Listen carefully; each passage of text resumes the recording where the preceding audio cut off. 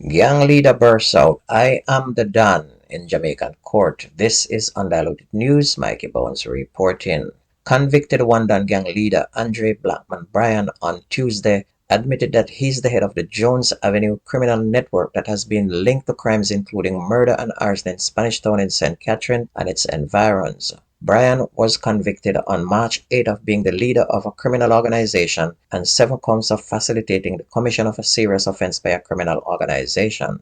He was allotted 10 minutes by Chief Justice Brian Sykes to complete his address. He continued with the quoting of scriptures, but it was his statement confirming his leadership of the criminal organization which left the courtroom stunned. "Is the Don talking? One Don, and there's no other Don. Any other Don? A Clarendon," he declared. Bryan spoke for approximately 7 minutes, during which he argued that his foot soldiers should be exonerated. "I give orders, instructions. They were all under influence. Same for the witness we get pardoned. By precepts, all of them should have been pardoned, and you take me into account. That's all I wanted to say." The sentencing hearing was then adjourned until Monday, when the judge will start handing down sentence for Bryan and his 14 co-convicts.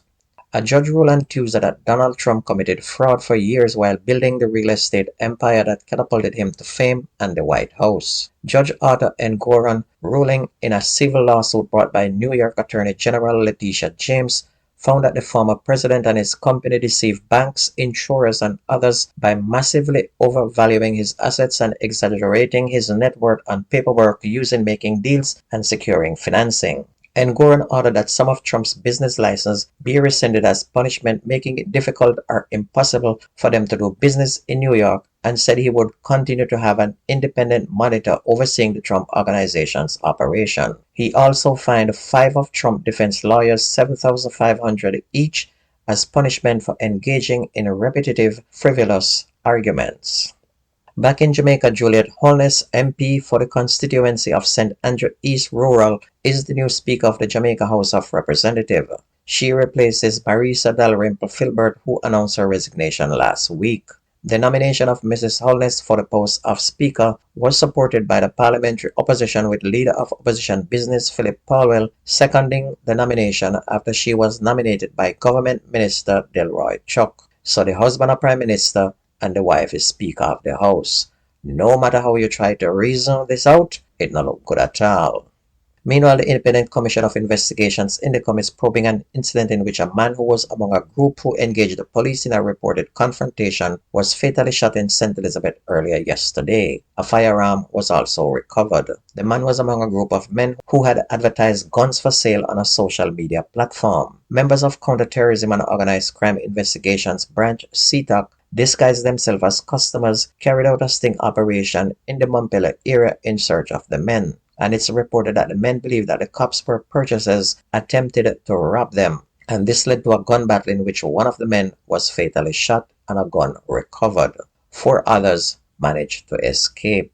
The police are now still searching for a madman in the murder of his cousin and the injury of a woman in Chora district in Westmoreland on Monday. The deceased is 42-year-old Kenton Salmon, a shopkeeper in the parish. About 7:30 on Monday morning, Mr. Salmon was inside the shop he operates when he was reportedly attacked by his relative, who used a piece of iron to inflict several blows to his head. He died at the scene. A woman who is his girlfriend was then attacked and stabbed in the face. She was taken to hospital where she was treated. Meanwhile, a mother and daughter are among 4 people killed at a house in Crawler Riversdale in St. Catherine on Tuesday morning. The police said the victims are Dorothy Higgins and her daughter, 45-year-old Carrion Higgins Magrat, as well as their 38-year-old helper, Diane Nicola Johnson, and her husband, known as Kevin. 5 children who were inside the house were not harmed. Senior Superintendent Stephanie Lindsay, head of the JCF Corporate Communications Unit, said the children are to be handed over to relatives. Residents has reported hearing explosions sometime after 2 o'clock and called the police. SSP Lindsay said the police have not established a motive for the attack that was carried out by at least 3 gunmen, and it's reported that the gunmen gained entry to the house by forcing open a door and a grill. The victims were questioned and then shot.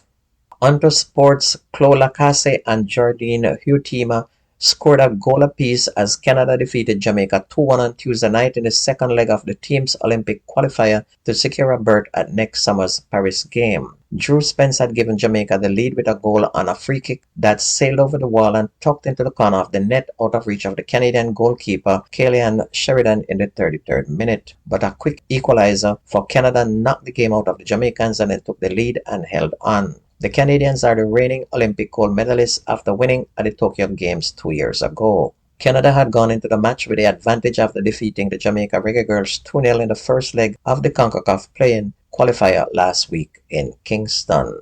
On to the Costa Cup, defending champions Clarendon College wrestled control of Zone H of the Costa Cup football competition after beating Edwin Allen High 2-0 in their top-of-the-table clash at Frankfield on Tuesday. Both teams went into the game tied on 9 points after winning their first 3 games, but Clarendon College won their 4th straight while ending Edwin Allen's perfect start.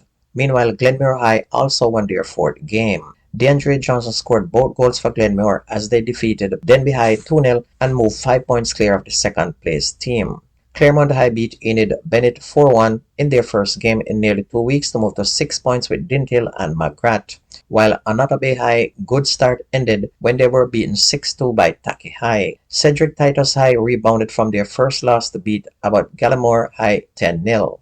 Ocho Rios High outscored York Castle 4-2, while My School Mannings High beat Nakalva Technical 3-1 with goals from Ruan Virgo, Aquino Gordon, and Dayton Williams. Mannings now leads Zone D with 10 points from 3 wins and a draw. Black River High in the same zone edged Petersfield High 1-0 to move to 7 points and go in second place behind Mannings, while Monroe College are the leaders in Zone E after a 7-0 beating of Roger Clark High, and Belfield High moved past Knox College into first place in Zone G after beating them 2-0 at Knox College. Christiana High meanwhile beat Alfonso Davis High 1-0.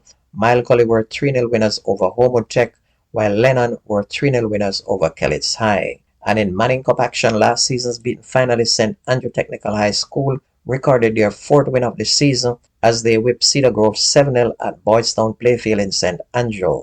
In the other game, Excelsior whipped Bridgeport 2-0, while Clancarty edged Tarrant High 1-0. And don't forget that the best Manning Cup and the Costa Cup reports take place on this here radio station. And if you ever miss the news on this station, please go to YouTube, type in Jamaican Undiluted News, listen, like, share, and subscribe to keep it going. That's news and sports on your favorite radio station. My name is Mikey Bones. I gone.